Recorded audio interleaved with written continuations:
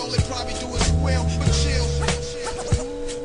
When we start the revolution, when we start the revolution, all they probably do is squeal, but chill.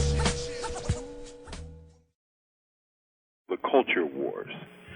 When I was a young Panther, one of the worst things to be considered was a cultural nationalist. Members of the party used that term to deride their critics of the black nationalist movement, and to distinguish themselves, called themselves revolutionary nationalists. That is, until Huey P. Newton developed the idea of intercommunalism, as in an empire, real nations didn't exist. In recent years, I have increasingly thought about the impact of culture, especially as to black youth, and those millions who consume black youth art.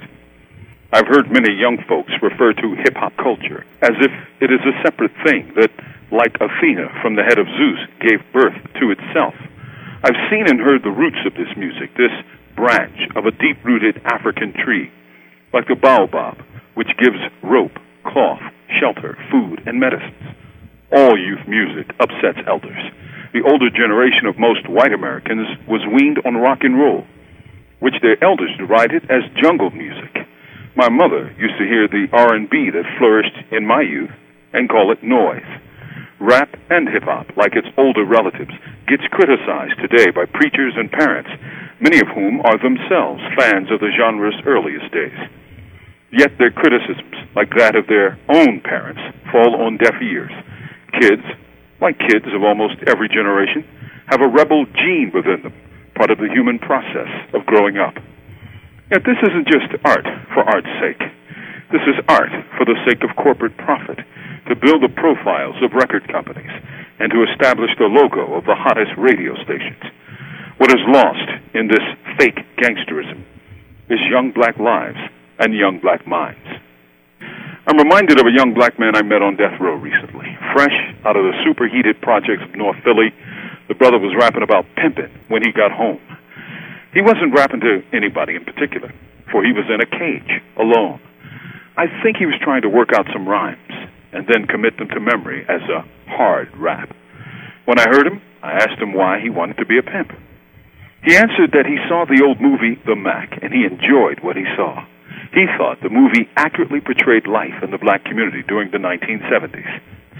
I assured him that it did not, that the movie was just a movie, not a real portrayal of either that time nor of pimping. He seemed genuinely shocked. He didn't know any better. I told him that people in the community looked down on pimps, for they had sisters, nieces, aunts, and mothers, and that anybody who exploited women like that wasn't cool. And in the part of North Philadelphia that I grew up in, as well as California that I lived in during the 70s, pimps would get their asses beat. He seemed surprised, and again asked, well, what about what I saw in the MAJ? It wasn't like that? I explained that it was just a movie, a form of entertainment, nothing more. What is now projected as popular in the music world is just that, entertainment. It ain't history. It doesn't tell the tiniest bit about black life in America. It may claim to be about the realness, but it ain't real. It's a form of art, nothing more.